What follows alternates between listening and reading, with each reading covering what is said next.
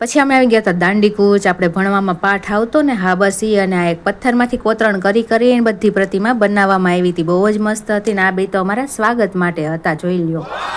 અને એ બેને જોતા જોતા અમે આગળ વધ્યા. તો આ બધા એ લોકો છે જે ગાંધી બાપુ એ સત્યાગ્રહમાં જોડાયેલા હતા ને, હા બસ ઈ. અને આ છે ગાંધી બાપુનું સ્ટેચ્યુ. અને અહીંયા તમે તમારા બાળકોને લઈને આવશો ને તો એને તો મોજ જ પડી જવાની છે, કારણ કે તેને જોવા મળશે, જાણવા મળશે અને શીખવા પણ મળશે.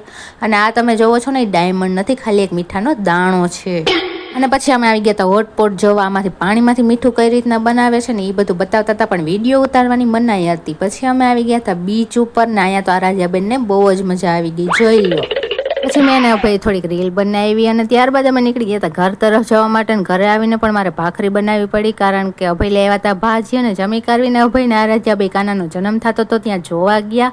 અને હું ઘરનું કામ કરતી હતી. અને તમને વિડીયો સારો લાગે તો ચેનલને સબસ્ક્રાઈબ કરી દેજો અને કમેન્ટમાં જય શ્રી કૃષ્ણ લખી દેજો.